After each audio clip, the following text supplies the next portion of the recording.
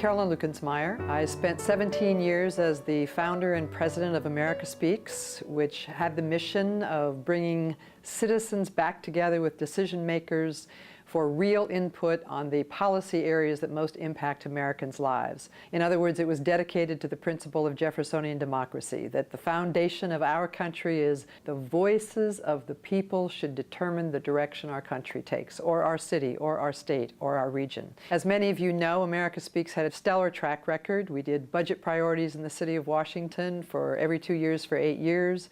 We were the group that after 9/11 in New York City brought together almost 5,000 people to set a direction for what the principles for planning for rebuilding Lower Manhattan should be. We were brought in the crisis after Katrina and the flooding, when because of the discrepancies in different political arenas, the federal government refused to release the dollars that had been allocated by Congress for rebuilding in New Orleans.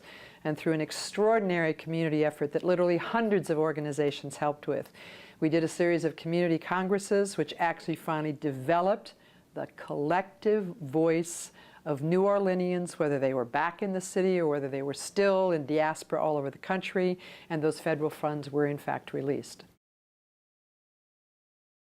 So you've asked me the question of why did I leave America Speaks to become the first executive director of the National Institute for Civil Discourse, which your viewers may or may not know was created in the wake of the horrendous shooting tragedy at Congress on a Corner, in which Representative Gabby Giffords was tragically shot and several people lost their lives. It was not an easy decision to make. Partly it depended upon there being a glide path for America Speaks to continue its fantastic work. And I'm delighted to Steve Brigham, who was then the COO of America Speaks, was unanimously dubbed as the next president by the board of directors. So I knew America Speaks work would go on.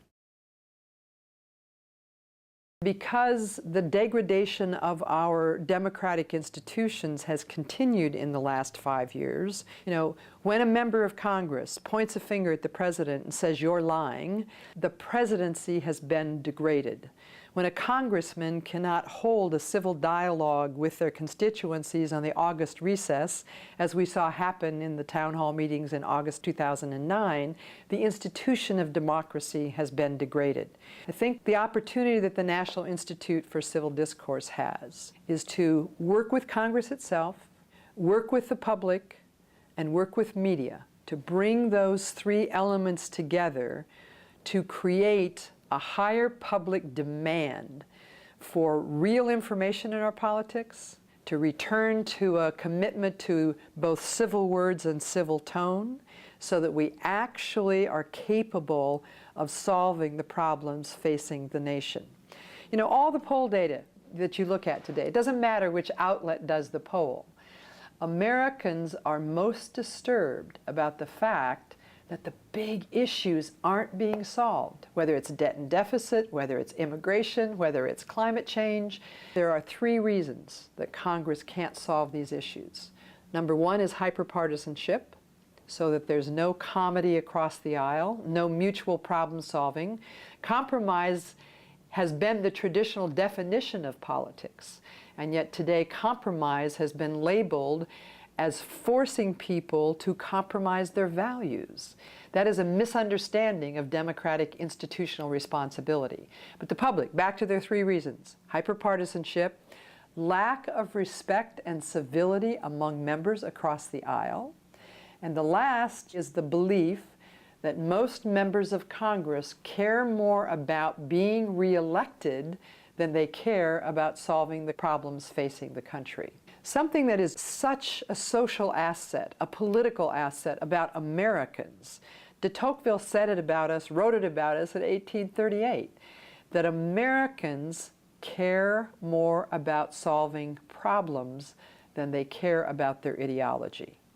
The last national project that America Speaks did under my leadership was on debt and deficit. It was done in June of 2010. 3,500 Americans, completely demographically representative of the country. They had 7 hours in which to solve the problem of taking $1.2 trillion out of the 2025 national budget. You may recall, a year and a half later, a super committee was created in Congress. Their assignment was to take $1.2 trillion out of the budget. The supercommittee failed to do that. That leads us to a place that in lame duck session of this Congress, we may face a situation called sequestration, where by definition, massive budget cuts happen because no ability has been reached to solve the debt crisis. But Americans, common ordinary people, teachers, members of unions, leaders in communities, came together across their differences. Tea Party, MoveOn.org, Occupy Wall Street. Those people working together did solve that problem. By the end of the day, more than 85% of both liberals and conservatives changed their positions. Liberals did indeed cut entitlements, and conservatives did indeed raise taxes. There is no way to solve the national debt without doing both. And yet our political institutional structure is stuck in ideology rather than the commitment that the American people want from them to solve our problems. I think we're at a moment in time where the only thing that can push the system to be functional again is huge public demand. Americans have got to stand up, speak out, and require that their political system works for them. And I think the National Institute of Civil Discourse has the opportunity to be a trusted source, to be a convener across sectors, to be a convener across issues, to work with Congress, to work with the public, and to work with the media, to potentially move the needle back toward really functioning in the way that a democracy has to function. There's tremendous work already going on in communities all over the country, state level, local level, regional level. And anybody working in this arena today should be looking to collaborate, should be looking to coordinate. First step we took in terms of working with Congress was creating a coalition for a working Congress. And it's all the nonpartisan groups in Washington, D.C. that have a successful history of actually being supportive of Congress working better. The Bipartisan Policy Center, the Congressional Management Foundation, the Faith and Policy Institute, the Aspen Institute, the Congressional Institute. So the notion is, let's find the organizations, the resources that have positive track records already. Let's put our collaborative efforts together and therefore do the most strategic action possible, both with Congress, with the public, and with the media. There has to be an opportunity for the public themselves to revitalize their sense of citizenship, to experience agency in terms of knowing that their words count. So we've actually created a website called Your Words Count. And in that website, we want to accomplish two things. We want to have the public really interactively engaged in making clear that there's a level of incivility that is just unacceptable to them. It's not okay for one member of Congress to another member of the Congress to participate in character assassination. It's not okay to blatantly lie about a position or about an issue to gain a vote or to gain an advantage in a partisan dialogue. Those are the kinds of things citizens are telling us that they would like to see changed. So we're hoping by building a very robust, very interactive website, it's www.yourwordscount.org. We think there's great hope for this kind of citizen-owned location for pushing out a message of both what's acceptable and what's unacceptable. I'm going to share one specific example with this that's linked to how our institute was formed. And I know that many, many Americans, both Democrats and Republicans, watched Representative Gabby Giffords do the Pledge of Allegiance at the Democratic National Convention. States of America and to the republic for which it stands, one nation, under God, indivisible, liberty and justice for all. It was I was watching it in a completely bipartisan group. Many Republicans, many Democrats, and many independents. We chose to be together, both for the Republican convention and the Democrat convention, to have a dialogue across our differences about how we were impacted by what we saw. There wasn't a dry eye in the House when Gabby Giffords finished that. Both a recognition on a human level of the miraculous recovery that the woman has been through, and a clear manifestation of her commitment to continuing to do what she was dedicated to doing before that tragic shooting. One of her former staff members, not more than a few minutes when she finished doing that in Charlotte, posted it on YouTube. We've all seen this happen in other contexts. Immediately, the threaded discussion began on YouTube. And at first, a lot of positive comments. I'm moved, this is touching, the things you would expect. But not more than a few minutes went by before the first very hostile, very incivil comment showed up. I won't remember it exactly, but it essentially said the Democrats must be desperate if they put their retard on the podium. That is unacceptable in any society in terms of a human being about another human being. The first response to that post was probably from a very highly partisan Democrat who said something about, "Go back to your hole, you asshole."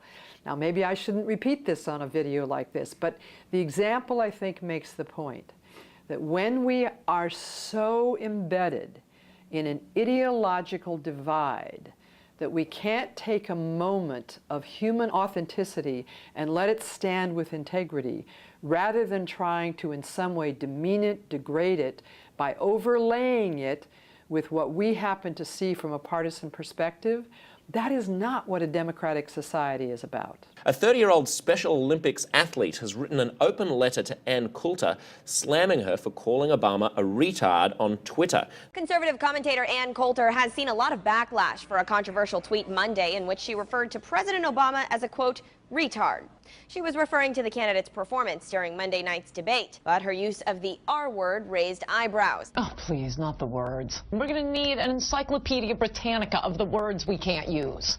In an emailed response to Politicker, Coulter wrote, "The only people who will be offended are too retarded to understand it."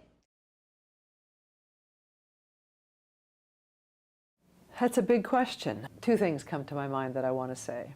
First of all, I have to state, I really do believe that we have a crisis in our democracy today. We have a crisis in our electoral democracy. It includes things like voter suppression. It includes too much money in politics. It includes redistricting. The list goes on and on. We also have a crisis in our governance today. Our democratic institutions are not solving the problem facing the country and facing humanity on the globe. So I think we're at a very profound choice point in our ability as a nation to acknowledge the depth of these crises and how these two crises are interrelated, the crisis in our democracy and the crisis in our governance. And if in fact we can shine a bright light on all of the positive things that are happening all over this country, and if we can fashion a narrative that actually links to our historical narrative.